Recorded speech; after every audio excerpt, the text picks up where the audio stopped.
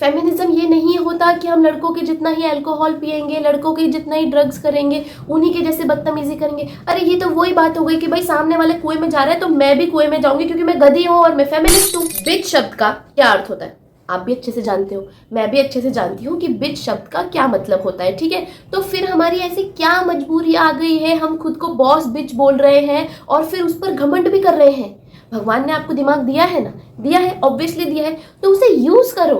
जरूरी नहीं है कि जो चीज आप इंटरनेट पे देख रहे हो, जो चीज आप इंटरनेट पे सुन रहे हो और वो चीज बड़ी वायरल है तो आप भी उस चीज को यूज करो। अरे जिस चीज को आप यूज कर रहे हो, जो शब्द आप खुद को बोल रहे हो, जो शब्द आप दूसरों को बोल रहे हो, उसके पीछे का मतलब तो सुनो, मतलब तो सोचो। हम खुद को बिच बोलते हैं और उस बात का हमें घमंड है। क्या मतलब है इस बात का? नमस्कार, कैसे हैं आप सब? आई होप सब बढ़िया चल रहा हो और कहीं भी कुछ गड़बड़ी हो तो समय के साथ वो सही हो जाए। इट्स मी रुषि, और अगर किसी कारणवश आपको मुझसे 1-on-1 सेशन चाहिए तो आप हमें इस ईमेल एड्रेस पर ईमेल कर सकते हैं। पॉइंट नंबर 1, फेमिनिज्म इसीलिए आया था क्या कि हम एक दूसरे को बिच बोल सके।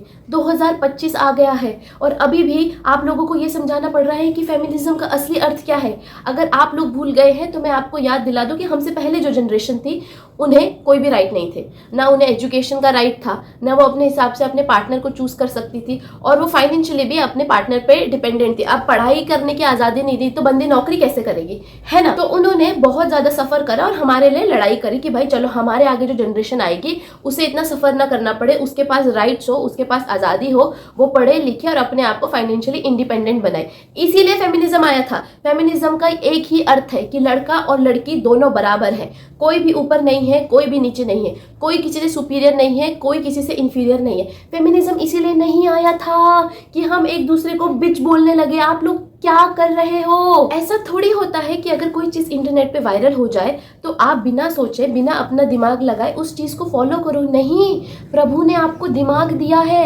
अपने दिमाग को यूज करो, सोचो, समझो और देखो कि उस शब्द का क्या अर्थ है, उस चीज को यूज करने के बाद क्या रिजल्ट आ रहा है, फिर उसे यूज करो। फेमिनिज्म ये नहीं होता कि हम लड़कों के जितना ही अल्कोहल पिएंगे, लड़कों के जितना ही ड्रग्स करेंगे, उन्हीं के जैसे बदतमीजी करेंगे। अरे ये तो वही बात हो गई कि भाई सामने वाले कुएं में जा रहा है तो मैं भी कुएं में जाऊंगी क्योंकि मैं गधी हूं और मैं फेमिनिस्ट हूं। जो चीज गलत है वो तो गलत ही रहेंगी ना यार। अल्कोहल कंज्यूम करना, ड्रग्स कंज्यूम करना वो गलत ही है, चाहे वो लड़का हो चाहे वो लड़की हो। फेमिनिज्म का अर्थ ये थोड़ी था कि जो चीज लड़के गलत कर रहे हैं हम भी वही चीज करेंगे। नहीं नहीं नहीं, फेमिनिज्म तो सिंपल सा ये था कि भैया पहले आपको पढ़ाई लिखाई करने की, जॉब करने की, फाइनेंशियली इंडिपेंडेंट होने की, अपने डिसीजन खुद लेने की आज़ादी नहीं थी और अब आपके पास वो आज़ादी है। बस दैट्स इट। फेमिनिज्म का अर्थ ही नहीं था कि जो चीज लड़के भी गलत कर रहे हैं आप भी वो चीज गलत करो फिर आप इक्वल हो जाओगे। नहीं, अभी कुछ दिन पहले मैं अपने एक पुराने दोस्त से मिली, मतलब हमने 1st to 5th अपनी प्राइमरी एजुकेशन साथ में करी है, फिर हमारा स्कूल अलग अलग हो गया था। तो फिर मैं अभी उससे कुछ दिन पहले मिली और आपको पता है उसने छूटते ही मुझसे क्या पूछा कि आरुषि तू फेमिनिस्ट टाइप तो नहीं है, और इतना डरा हुआ था बेचारा। और उस दिन मुझे रियलाइज हुआ कि भाई साहब फेमिनिज्म का कितना खौफ है लड़कों के अंदर। अब मैं उसे ऐसे कैसे जवाब दूं कि हाँ I am a feminist type, जबकि मैं हूँ एक फेमिनिस्ट टाइप। बट फेमिनिज्म का अर्थ ये थोड़ी है कि मैं लड़कों को हेट दूंगी या ज़बरदस्ती उन्हें डिमेन कर नीचे खींचने की कोशिश करूंगी या उल्टा फुल्टा उन पे केस लगाऊंगी। ऐसा थोड़ी है। फेमिनिज्म का अर्थ ये है कि भाई साहब जो अपॉर्चुनिटी आपको मिल रही है, अगर मैं उस अपॉर्चुनिटी के लायक हूँ तो वो अपॉर्चुनिटीज़ मुझे भी मिले। अगर एक लड़का और लड़की कंपटीशन में बैठे हैं और दोनों की एजुकेशन क्वालिफिकेशन सेम है तो बस इस बेसिस पे मेरा लड़के का सिलेक्शन ना हो जाए कि वो लड़का है और इस बेसिस पे मुझे रिजेक्ट ना किया जाए क्योंकि मैं लड़की हूँ। हम दोनों के स्किल्स को चेक किया जाए, हम दोनों के एक्सपीरियंसेस को चेक करा जाए और फिर बेस्ट कैंडिडेट को चूज किया जाए। और जो भी लोग ये बोलते हैं या ये चीज़ सोचते हैं, स्पेशली जिन लड़कियों को ऐसा लगता है कि फेमिनिज्म नहीं आना चाहिए था और फेमिनिज्म के आने के बाद सब कुछ बर्बाद हो गया है, मैं उन्हें एक चीज़ याद दिला दूँ कि आप ये जो चीज़ें बोल पा रहे हो ना पब्लिक प्लेटफॉर्म में आकर, वो इसलिए ही बोल पा रहे हो क्योंकि फेमिनिज्म आया। मैं ये वीडियो बना पा रही हूँ क्योंकि फेमिनिज्म आया। अगर फेमिनिज्म कभी आया ही ना होता है ना तो मुझे ये वीडियो बनाने का अधिकार नहीं होता। आपको भी इतना राइट नहीं मिलता कि आप किसी पॉडकास्ट में जाकर ये बोल सको कि भाई फेमिनिज्म आया, फेमिनिज्म ने तो सब कुछ बर्बाद कर दिया। आप पब्लिकली अपेयर ही इसलिए हो पा रहे हो क्योंकि फेमिनिज्म आया। और अगर आप लोगों को ऐसा लगता है ना कि नहीं जी भारत को तो फेमिनिज्म की जरूरत नहीं है, हम तो बहुत ही ज्यादा आगे बढ़ चुके हैं, ये वो अलांट फलांट ढिमकांड, दिल्ली मुंबई महानगरों में भी अगर आप जाकर डेली फीमेल वेजेस वर्कर से मिलेंगे तो वो आपको बताएंगे कि यार हमारे पास तो प्रॉपर वॉशरूम्स की फैसिलिटीज़ नहीं है। अगर हमको पीरियड्स हो रहे हैं तो उस दिन तो हमारा दिमाग ही खराब हो जाता है कि वो, क्योंकि वॉशरूम ही नहीं है, हम कहाँ जाएं, क्या करें। देखिए भारत में लड़कों को तो वॉशरूम्स की ज़रूरत ही नहीं होती, वो तो कहीं भी कुछ भी किसी भी चीज़ को यूज़ कर सकते हैं, बट फीमेल्स को तो ज़रूरत है ना, और लड़कों को भी ज़रूरत है। ठीक है, ये भी कोई अच्छी बात नहीं कि आप कहीं भी कुछ भी किसी को भी यूज़ कर दें, प्रॉपर वॉशरूम्स होने चाहिए। बट आप खुद सोचिए 2025 आ गया है और अभी भी उन वर्कर्स को वॉशरूम्स की फैसिलिटीज़ नहीं है, वो क्या करें, वो कहाँ जाए। तो आपको सच में लगता है कि भारत को फेमिनिज्म की जरूरत नहीं है? और असली फेमिनिज्म वही लड़कियां फॉलो कर रही हैं। सुबह बहुत जल्दी उठ जाती है, जो डेली वेजेस वर्कर होते हैं उनकी शिफ्ट बहुत लंबी होती है, उन्हें बहुत जल्दी आना पड़ता है, अपने लिए खाना बनाती है, पूरे दिन काम करती है, घर जाती है और फिर खाना बनाती हैं, और इतनी बुरी कंडीशंस में काम करती हैं जहाँ उनके पास वॉशरूम तक नहीं। क्यों? ताकि अपनी फैमिली को फाइनेंशियली सपोर्ट कर सके। मैं ये नहीं बोल रही हूँ कि आपको भी यही चीज़ें फॉलो करनी है, बट एटलीस्ट जो लड़के गलत करते हैं वो चीज़ तो ना करें आप। आपकी फेमिनिज्म की डेफिनेशन कम से कम ये तो ना हो कि भाई मैं भी उतना दारू पीऊंगी जितना लड़के पीते हैं, मैं भी उतना ड्रग्स करूंगी जितना लड़के करते हैं, मैं भी हुकअप कल्चर में इन्वॉल्व होंगी क्योंकि लड़के करते हैं। ये क्या बात हुई? आप खुद सोचिए कि इस बात का क्या अर्थ है। ये कितनी बेवकूफ़ाना बात है कि भाई साहब मैं भी दारू पीऊंगी, अपना लिवर खराब करूंगी, अपनी जिंदगी बर्बाद करूंगी और हॉस्पिटल के बेड में पड़ी रहूंगी क्योंकि लड़के करते हैं। अरे नहीं भाई साहब, सामने वाला बेवकूफ़ है, सामने वाला गधा है, तो हमें उसे फॉलो नहीं करना होता है। और जो हम इंटरनेट में कुछ वायरल वर्ड देख लेते हैं, ठीक है, और हमें ऐसा लगता है तो बहुत ही ज़्यादा कूल है, और उसका बिना मतलब जाने सर पैर के उन शब्दों को यूज़ करने लगते हैं। इस बात का क्या मतलब है यार?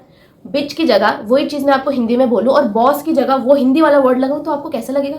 ऑब्वियसली आपको चुभेगा, आपको बुरा लगेगा। देखिए हो सकता है कि वेस्टर्न कल्चर हो, अगर आप उनके कंटेंट क्रिएटर्स को भी देखेंगे, उनकी डेली की बातचीत भी देखेंगे, तो वो एक दूसरे को बोलते हैं, बिच बोलते हैं या और भी एफ वाले वर्ड्स यूज करते हैं, नॉर्मल, उनके लिए वो बहुत नॉर्मल है। बट दैट डजंट मीन कि वो सही है।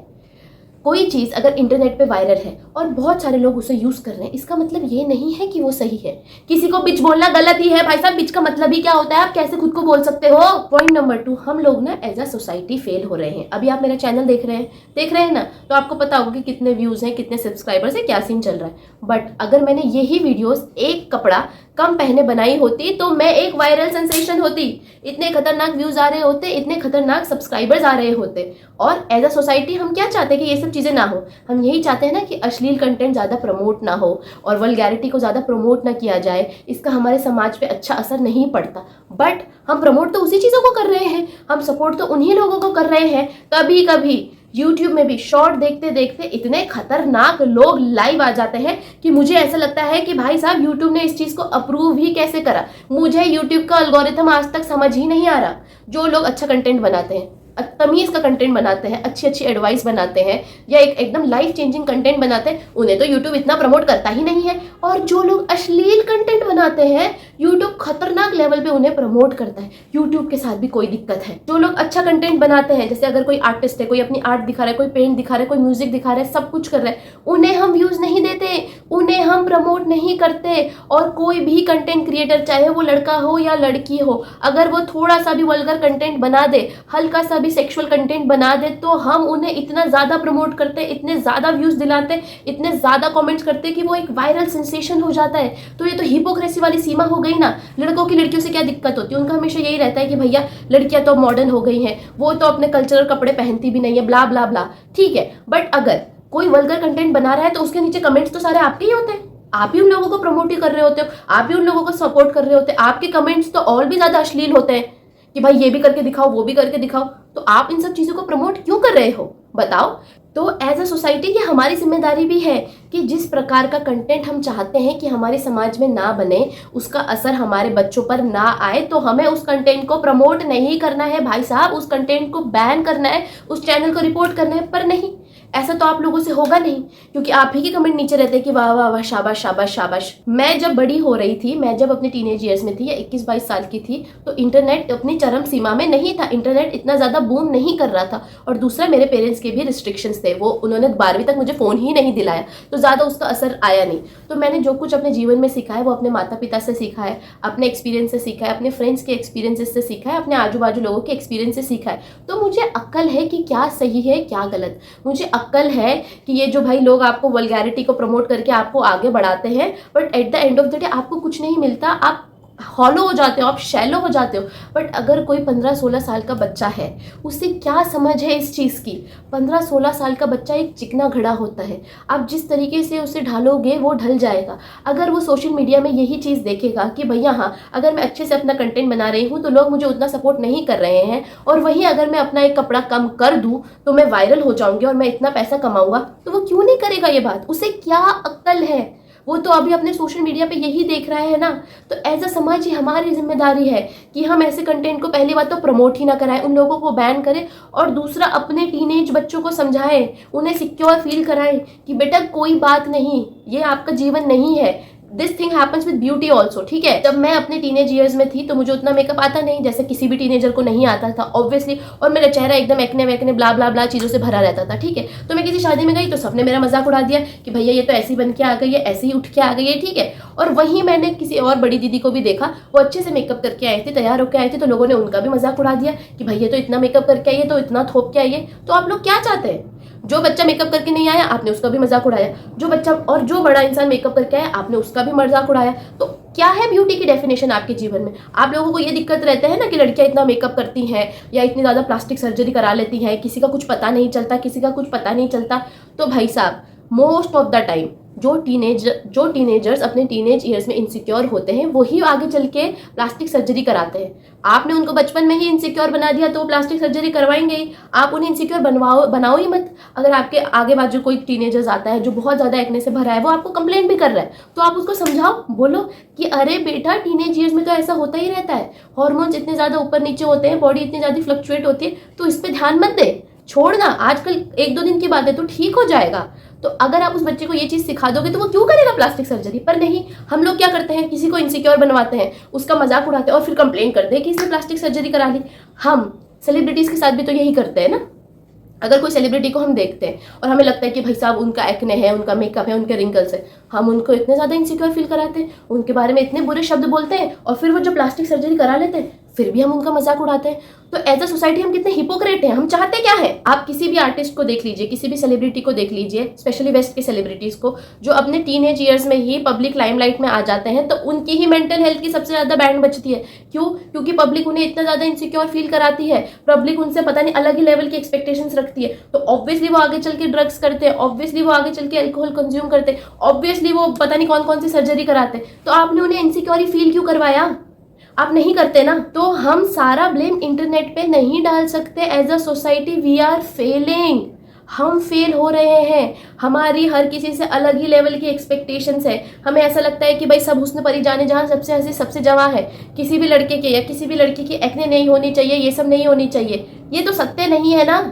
Point number 3, we need to stop our obsession with west. और ये इशू भारत के साथ नहीं है, ये इशू सारे एशिया के लोगों का है, ठीक है। अभी आपने देखा ना के पॉप कितना फेमस हुआ था, हुआ क्या था, क्या है, सबको के पॉप पसंद आया, ठीक है, सबको। उसके पीछे रीज़न क्या था? वो बहुत ज़्यादा यूनिक था, बहुत ज़्यादा अलग था। बट अभी आप नोटिस करोगे कि के पॉप भी धीरे धीरे ट्रांजिशन ले रहा है और वेस्ट के जैसा ही बनता जा रहा है। और इसी ट्रांजिशन पीरियड के दौरान के पॉप के फैंस धीरे धीरे कम हो रहे हैं। क्यों? क्योंकि के पॉप ने अपनी यूनिकनेस खो दी, ठीक है। तो हमारा ये जो ऑब्सेशन है ना वेस्ट के साथ, हमें ये सब चीज़ें करना बंद करनी होगी। हर कोई यूनिक होता है, ठीक है ना। और जब तक आप अपने यूनिकनेस को एक्सेप्ट नहीं करोगे तो तब तो फिर आप औरों के ही जैसे बन गए, फायदा ही क्या हुआ? एक बात बताओ, एज अ सोसाइटी हम ये बात जानते हैं कि नहीं जानते कि ये जो हुकअप कल्चर है या जो ओपन मैरिजेस का कॉन्सेप्ट है वो वेस्ट में ज़्यादा नहीं चला। उनके सोसाइटी टूट गई, ठीक है, उनके यहाँ अच्छे से फैमिली स्ट्रक्चर नहीं रह पा रहा है, उनके यहाँ मेंटल हेल्थ की बैंड बच रही है। तो जब हम एक चीज़ जानते हैं कि जो चीज़ सामने वाले के घर में ही नहीं चली, हम उस चीज़ को क्यों फॉलो करेंगे? हम गधे थोड़ी है। हमारे यहाँ क्या बोलते हैं कि समझदार इंसान वही है जो दूसरों की गलती से सीखे। अरे हमें पता है कि नहीं पता कि भैया हुकअप कल्चर, ओपन मैरिजेस और जो भी कुछ डेटिंग कल्चर चल रहा है, बेंचिंग वेंचिंग जो भी, वो वहाँ नहीं चला। उसकी वजह से उनके देश ने बहुत ज़्यादा नुकसान झेला, उनकी सोसाइटी का स्ट्रक्चर टूट रहा है, उनके यहाँ लोगों की मेंटल हेल्थ की बैंड बज रही है, उनके यहाँ लोनलीनेस बहुत ही ज़्यादा हो गई है। फिर भी हम वो चीज़ फॉलो करना चाहते हैं, गधे थोड़ी है हम। देखिए, जो चीज़ वहाँ अच्छी है वो अच्छी है, वहाँ लिविंग स्टैंडर्ड बहुत ज़्यादा अच्छा है और बेटर अपॉर्चुनिटीज़ भी है। बट जो चीज़ गलत है वो तो गलत ही है, हम उसे फॉलो क्यों करेंगे जस्ट बिकॉज वो वहाँ पर ट्रेंड है? हम गधे हैं क्या? हम बेवकूफ़ हैं क्या? नहीं, हम समझदार इंसान हैं, हमें पता है कि भाई सामने वाले के घर में ये चीज़ नहीं चली, हमें वो चीज़ अपने घर में नहीं लेके आनी। अच्छा, छोटा एग्जांपल, अब केमिस्ट्री लैब में एक बच्चा एक्सपेरिमेंट कर रहा था, उसने 2-3 केमिकल मिलाए और आग लगा दी, और आग लग के उसका भी नुकसान हो गया, वो भी जल गया। आप वो चीज़ करोगे? नहीं। आपका दिमाग तो, आप तो समझदार हो, आप तो यही सोचोगे कि नहीं भाई मैं ये नहीं करूँगा, इसने ये सब कुछ करा, इसके तो घर में आग लग गई, मैं क्यों करूँगा ये।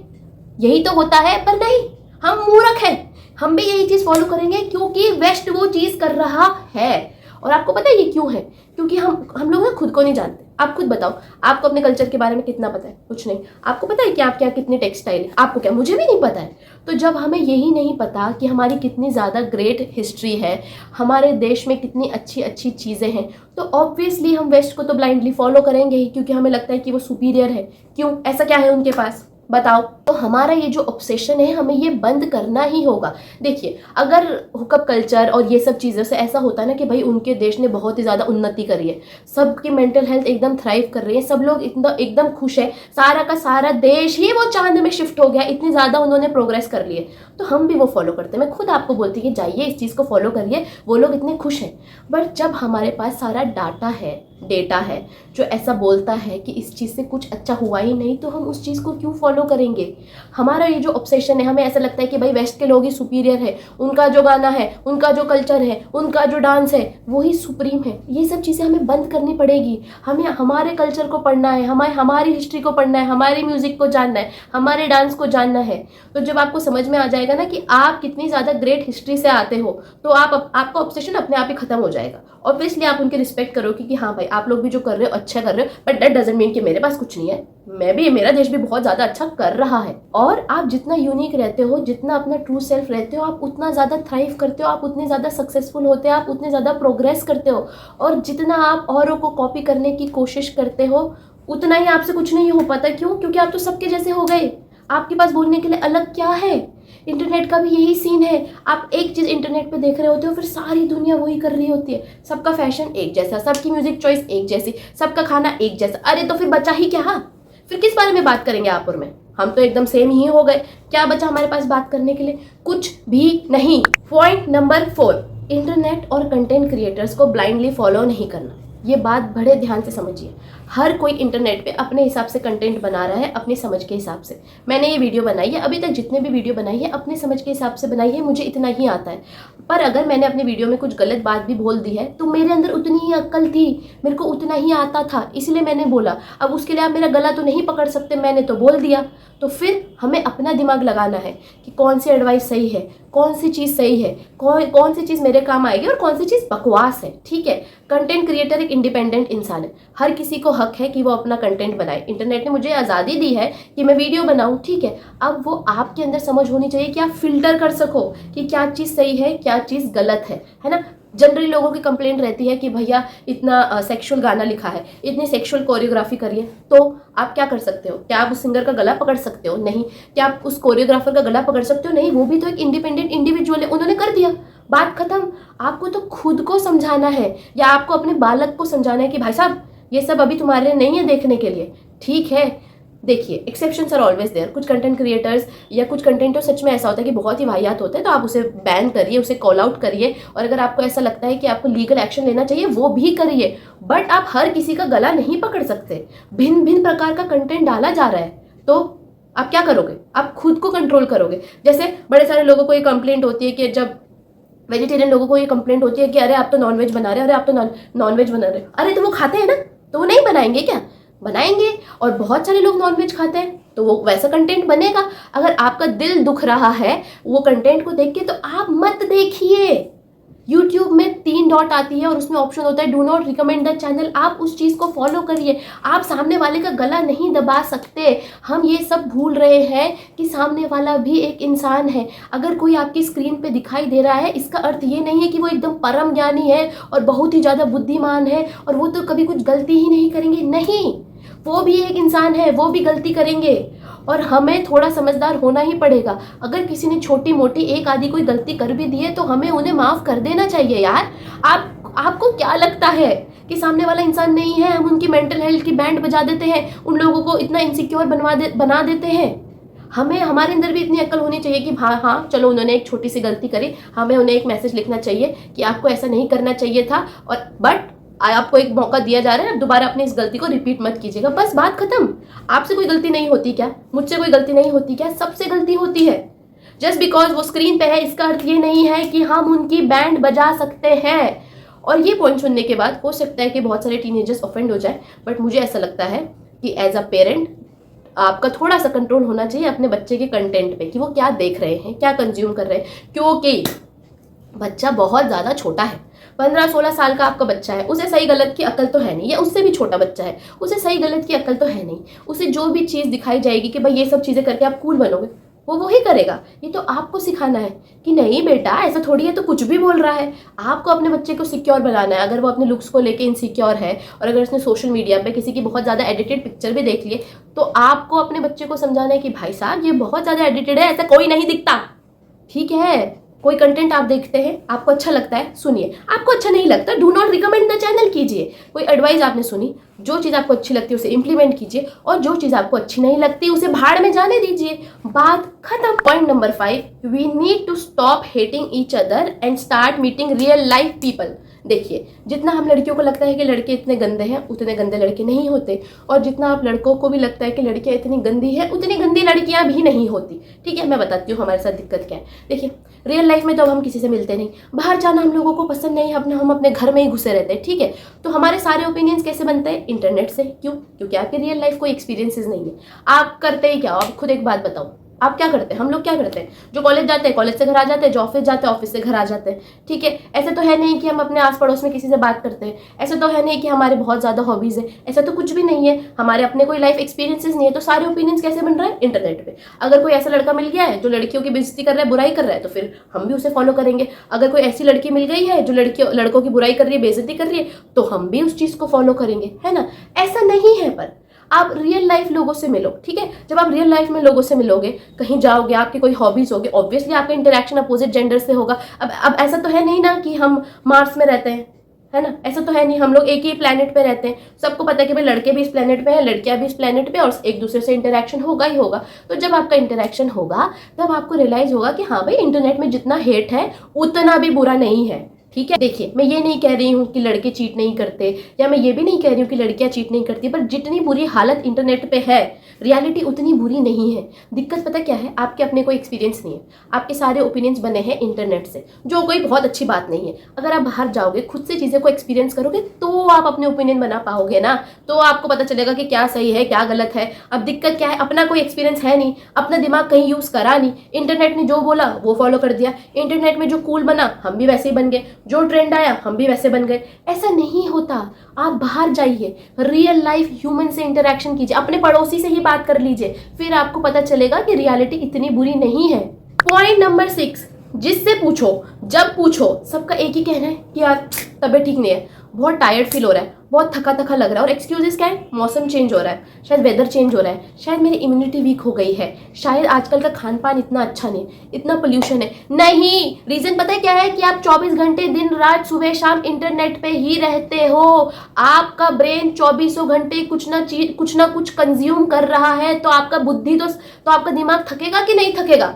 इतने सिंपल बायोलॉजी पता है ना कि आपका ब्रेन सारी बॉडी को कंट्रोल करता है। ठीक है, इतना हम सबको पता है। तो जब आपका ब्रेन 24 घंटे कुछ ना कुछ कंज्यूम करता रहेगा, तो वो थकेगा ना, ऑब्वियसली थकेगा। आपकी ब्रेन को भी तो रेस्ट करने का टाइम चाहिए। आजकल हम लोग इतना ज़्यादा इंटरनेट कंज्यूम कर रहे हैं कि हम ठीक से 6-7 घंटे भी नहीं सो पा रहे। क्यों? क्योंकि हमारा ब्रेन 24 घंटे एक्टिव है। तो आपका बुद्धि थकेगी, और वो फिर आप अपने डेली लाइफ में फील करोगे, आपको टायर्ड फील होगा। ऑब्वियसली जो हमारी क्रिएटिविटी मरती जा रही है, जो हमें कुछ समझ ही नहीं आ रहा कि भाई क्या नया करना है, क्या अगला करना है, कुछ अलग करते हैं। हम कुछ अलग क्यों नहीं कर पा रहे? क्योंकि हमारी क्रिएटिविटी मर गई। क्रिएटिविटी कब जागरूक होती है? जब आपका ब्रेन रिलैक्स हो, जब आप अपने आप को क्रिएटिव होने का मौका दो। आप तो वो मौका ही नहीं दे रहे हो, हमें तो 24 घंटे फोन ही चलाना है, तो बुद्धि थकेगी। ऐसा कुछ नहीं है कि खान पान बदल गया है, या बहुत ज़्यादा पोल्यूशन है, या वेदर चेंज हो रहा है, या कोविड के बाद आपकी इम्यूनिटी कम हो गई है। ये सब एक्सक्यूजेज है। रियलिटी ये है कि आप 24 घंटे कुछ ना कुछ कंज्यूम कर रहे हो, और उस कारणवश आपका दिमाग थक रहा है। आपके दिमाग को रिलैक्स होने का बट मौका ही नहीं मिल रहा है। अब जब आपका ब्रेन 24 घंटे एक्टिव रहेगा, रिलैक्स नहीं करेगा, तो वो क्रिएटिव कैसे बनेगा? और इसी वजह से हम खुश भी नहीं है, क्योंकि आप जितना ज़्यादा क्रिएट करते हो उतना ज़्यादा आपको हैप्पीनेस मिलती है। बट अब उल्टा हो गया है, हम ज़्यादा से ज़्यादा चीज़ें कंज्यूम कर रहे हैं। तो देखिए, जो आपकी मम्मी, मेरी मम्मी, सबकी मम्मी कहती थी कि फ़ोन ही सारी दिक्कतों की जड़ है, ये सत्य है। और हम ह्यूमंस ना सोशल क्रिएचर्स हैं, हमें सोशल इंटरेक्शंस चाहिए ही चाहिए। देखिए, आई एम ऑल अबाउट कि love your self, love your company, ठीक है, मैं इसके अगेंस्ट नहीं हूँ। I also love my self, I also love my company, I also love spending time alone. But इसका अर्थ ये नहीं है कि आप अपने सब दोस्तों को और अपने सब रिलेशनशिप्स को कट कर दोगे।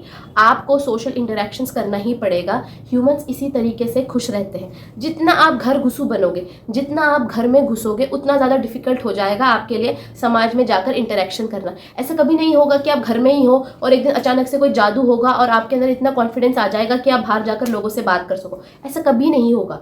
आपको एक दिन जाना ही होगा, सोशल इंटरेक्शन करना ही होगा, और जैसे जैसे जैसे जैसे आप सोशल इंटरेक्शंस करेंगे, आप उसमें कंफर्टेबल हो जाएंगे। देखा, ऐसा तो नहीं करना है कि जो कोई आपकी बेइज्जती कर रहा है, जो कोई आपके साथ बदतमीजी कर रहा है, उससे आप बात करिए। उतना ऐसा एक्सट्रीम नहीं करना है। पर जो आपके फ्रेंड्स हैं, जो आपके लव्ड वंस हैं, उनके साथ आपको इंटरेक्शन करना ही पड़ेगा। और इसी इंटरेक्शंस की वजह से तो आप खुश रहोगे, ठीक है। एक ये जो हमें हमेशा अनहैप्पीनेस की फीलिंग रहती है, टायर्डनेस की फीलिंग रहती है, उसके पीछे एक सबसे बड़ा रीज़न ये भी है कि हम सोशल इंटरेक्शन नहीं करते ना, हम किसी से बातचीत ही नहीं करते। चलिए, हम सोशल मीडिया भी चला रहे हैं तो हम ज़्यादातर क्या करते हैं? हम तो कंज्यूम करते हैं बस, हम किसी से बात थोड़ी कर रहे हैं, हम किसी से इंटरेक्ट थोड़ी करते हैं। ऐसा थोड़ी होता है कि हम व्हाट्सएप पे मैसेज कर रहे हैं या इंस्टाग्राम पे किसी से बात कर रहे हैं, नहीं, हम बस रील स्क्रॉल करते हैं। तो उससे हमें मिला क्या? सोशल इंटरेक्शन थोड़ी हुआ। आपने किसी रैंडम इंसान का जीवन देख लिया, दैट्स इट। उससे आपके जीवन पे क्या फर्क पड़ता है? और lastly, be a rebel but for a cause. अगर आप कहीं जाते हैं और आपको ऐसा लगता है कि नहीं, कास्ट के नाम पे बहुत ज़्यादा भेदभाव हो रहा है या तो बहुत ज़्यादा अत्याचार हो रहा है, ये तो गलत कर रहे हैं, तो आपको अपनी आवाज़ उठानी चाहिए, ऑब्वियसली। बट अगर आपको ऐसा लगता है कि रेड लाइट जंप करके वहाँ पे जो पुलिस ऑफिसर है उनके साथ बदतमीजी करके उन्हें एक दो गाली देकर आप वहाँ से भाग जाएंगे और आप कूल बन जाएंगे, तो आप कूल नहीं, फूल है। एक लास्ट चीज जो मुझे आपको बोलनी है कि ऐसा कभी नहीं होगा अगर सारी भी दुनिया उस चीज को फॉलो करे और वो चीज सही हो जाए। जो चीज गलत है वो गलत ही रहेगी।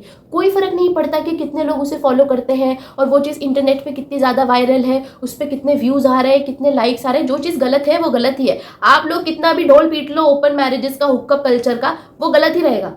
अगर एक समय ऐसा आ जाए ना कि सारी दुनिया उस चीज को फॉलो कर रही है और एक कपल ऐसा है जो उस चीज को फॉलो नहीं करता, तो वो एक कपल ही सही है, वो एक कपल ही खुश रहेगा, ठीक है। आप कितने भी एक्सक्यूजेस दे दीजिए कि नहीं भाई ऐसा नहीं होता, वैसा नहीं होता, आजकल तो वैसा, अरे एट द एंड क्या है कि आपकी मेंटल हेल्थ की बैंड बज रही है कि नहीं बज रही? तो वो बजेगी ही। ऐसा कभी नहीं होगा कि सारी दुनिया उसे फॉलो कर रही है तो आपकी मेंटल हेल्थ की बैंड बजना बंद हो जाएगी, बजेगी भाई साहब। तो जो चीज़ गलत है वो गलत ही रहेगी। आप खुद को कितना भी समझा लीजिए, इंटरनेट पे लोग आपको कितना भी सपोर्ट कर ले, आप गलत कर रहे हो, आप गलत ही रहोगे और उसका जो रिजल्ट है वो भी गलत ही आएगा। साथ हम इस वीडियो के समापन समारोह की तरफ पहुंच चुके हैं। अपना और अपने लव्ड वंस का ध्यान रखिए और वीडियो को लाइक, शेयर और सब्सक्राइब कीजिए। टाटा।